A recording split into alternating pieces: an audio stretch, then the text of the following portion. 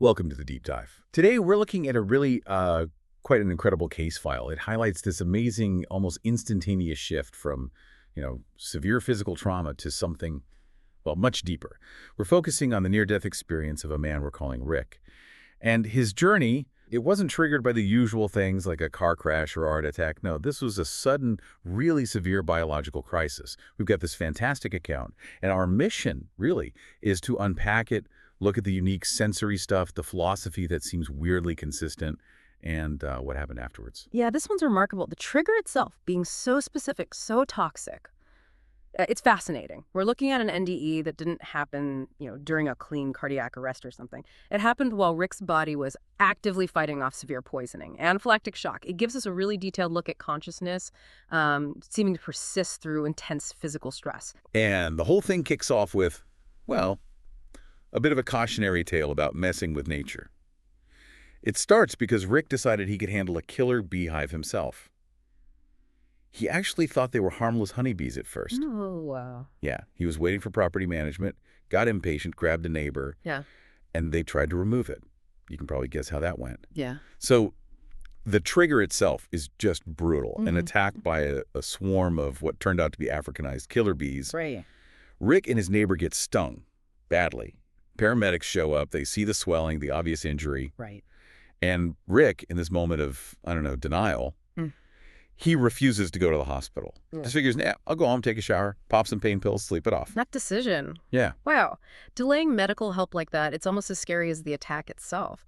The sources really detail how fast things went downhill for him. He was trying to rationalize it, but the venom was just taking over. Yeah. He describes slipping in and out of consciousness, realizing while he's alone at home, oh no, this is anaphylactic shock. His body was basically shutting down. That's terrifying.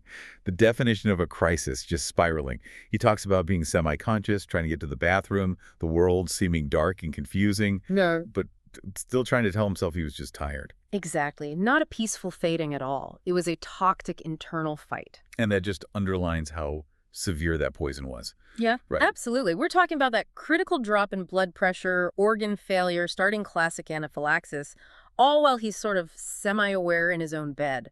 He desperately needed epinephrine, proper medical care, and he was completely alone in that moment.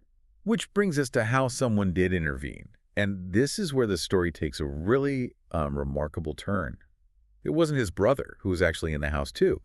He didn't initially realize how bad it was. It was, believe it or not, a cat. Yes, his brother's cat, apparently it often slept near Rick, but it started acting really weirdly. Well, the first time, Rick was just trying to sleep it off, like he planned. But the second time, the report says the cat was meowing at him in a different tone. Just an unnatural sound that instantly made his brother think, hang on, something's wrong here. Wow. Think about that. An animal's instinct breaking through the denial and confusion. That cat's alarm basically got his brother to check on him properly, see the severe swelling, the disorientation, and finally rush him to the hospital. A feline intervention, literally, saved his life probably, overcoming Rick's own stubbornness. But even then, it wasn't straightforward, was it? Because of the timing. No, exactly. This happened right during the peak of the COVID-19 pandemic. So getting into the hospital, getting triaged, there were significant delays. It just complicated an already dire emergency. He did eventually get admitted and received several shots for the stings. So his body's reeling from the venom, fighting this collapse, finally getting treatment, Yeah. but he's exhausted. The NDE itself, it happened shortly after getting those shots, while he was just lying there in the hospital room waiting for observation. Yeah, he reports feeling incredibly weak, just totally drained right before it happened. The stage was set, physical depletion, but maybe, just maybe, survival was on the horizon. Okay, so the body's weak, but something else is happening. The transition sounds instantaneous. He just closed his eyes and bam, transported. Not a gentle drift, more like a sudden shift. Right. And that hits one of the classic NDE markers immediately, the feeling of separation. Rick is really clear he left his body, existed outside it. But what's striking is the feeling that came with it. What was that? Not fear, not confusion. He said his primary feeling was feeling at home, which is just such a contrast to the physical trauma he had just been through, Oh, that's powerful. We usually link near-death moments with panic, maybe confusion, but this account flips that entirely for his inner experience. Completely. His awareness, his alertness during the experience, he says it was more than normal, everyday consciousness. Sharper, clearer, An overwhelming peace. Pure peace, he called it. He even noted the place felt like a part of me, or like he was going back home in past or present. You really have to pause there. How can the mind, supposedly dependent on a body that's poisoned and failing, suddenly achieve this state of perfect clarity and peace? It really pushes against our standard understanding of brain function. It really does. And what about time? Did it feel long, short? The classic time distortion.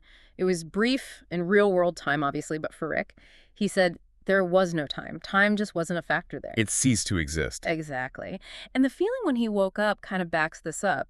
Despite everything his body had been through, the stings, the shock, the treatment, he felt like he had slept really well, like profoundly rested. Wow. It's just that whatever state his consciousness entered, it was one of deep, maybe ultimate relaxation, harmony even. Let's talk about where he went. Because this part of the account is really unique, isn't it? Not the usual clouds or gates. He called it an unearthly world. Yeah, very specific. A place that felt impossible to find on Earth, like a different planet. Not a typical heaven, not an empty void. So what did he see? The visual is incredibly detailed. He's standing on a hill, watching what he thought was either a sunrise or a sunset. That ambiguity itself is interesting, maybe suggests eternal light.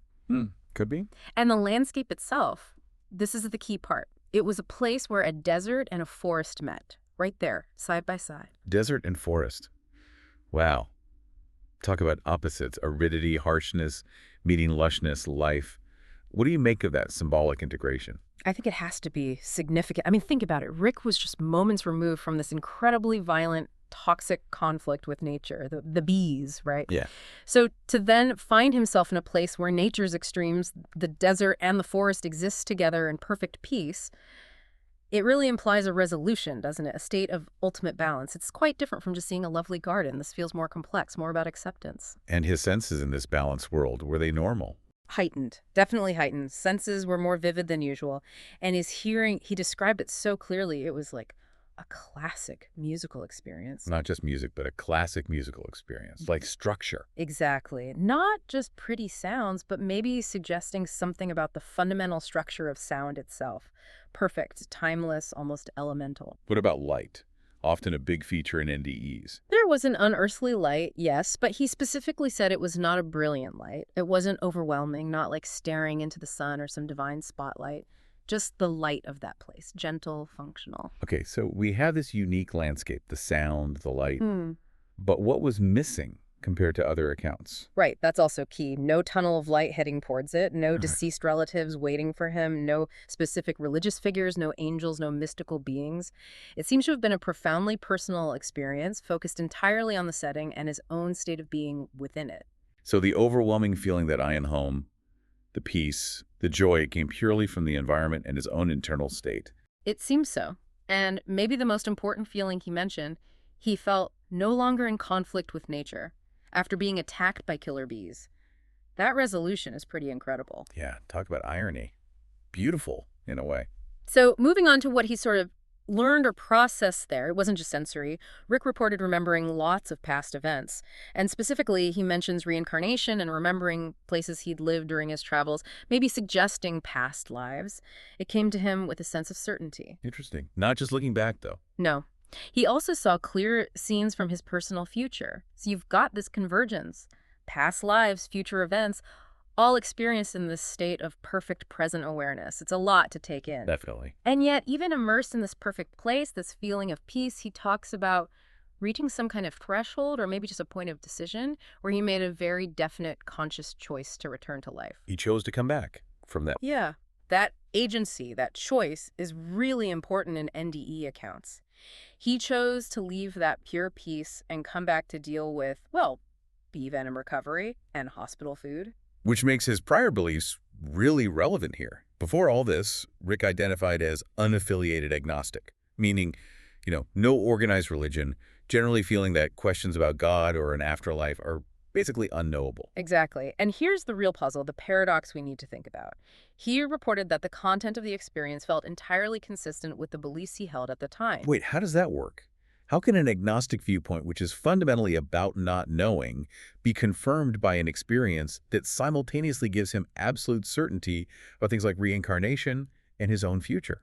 It's a tough knot to untangle, isn't it? If the experience confirms your existing worldview, your sense of reality, but also introduces concepts like past lives that weren't part of that conscious belief system. What does that mean? Does it suggest the NDE is maybe accessing something deeper, like subconscious knowledge, or maybe even inherited memory that just wasn't on the surface before? Yeah. It definitely complicates the idea that NDEs are just, externally imposed visions matching a specific dogma. It really points inward, doesn't it? And the type of knowledge he gained seems to support that. He reports learning about the afterlife, yes, but specifically about life's difficulties, challenges, and hardships. Okay.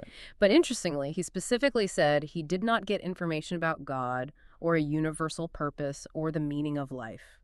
The wisdom seemed quite pragmatic, almost like life is tough, deal with it, but here's what comes next. So how was the adjustment, coming back to that tough life after tasting perfection? It was complicated. He did report moderate life changes, seeing things differently, having a different view of life, but the immediate aftermath, surprisingly difficult. How so? Well, the sources actually mention he became quite severely depressed afterward. Depressed after such a peaceful experience. Yes, but not because it was scary, because he desperately wanted to go back to that state of pure peace, that harmony he felt, returning to the reality of physical pain, the memory of the attack, just everyday frustrations after experiencing that. It was apparently emotionally crushing for a while. That's a really sobering point. A good NDE doesn't automatically mean an easy return or instant happiness. He saw the ideal and now has to live knowing it's there, but out of reach for now. Precisely. Yet, despite that initial difficulty, and despite how bizarre the trigger was, a bee attack, Rick is firm now. He absolutely believes the experience was definitely real. Hashtag outro. So we followed Rick's journey from that sudden, violent, toxic clash with nature to being instantly transported to this unearthly place of total peace, joy, and balance. It seems the biological crisis somehow unlocked this profound metaphysical clarity. Absolutely. And this account really shows how adaptable the NDE phenomenon can be, triggered by something as specific and, frankly, nasty as venom poisoning. And yet you still see these core elements: heightened consciousness, intense peace, unique settings that seem to offer resolution, like feeling at home right after being attacked by the natural world. And as we wrap up, let's circle back to that fascinating point about belief. Rick, an agnostic, felt the experience confirmed his worldview, yet it also gave him sudden, certain knowledge about reincarnation and his future things, likely not part of his conscious agnostic framework. So here's the thought to leave you with.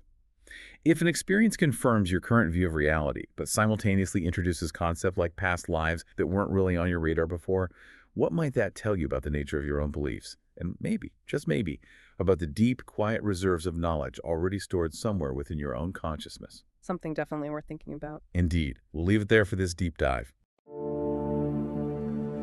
Thank you for listening to Borrowed Time NDE Podcasts. If you enjoyed this episode, don't forget to like, subscribe, and turn on the notification bell so you'll never miss a moment of inspiration. Until next time, wishing you an extraordinary and truly wonderful time on your journey through life.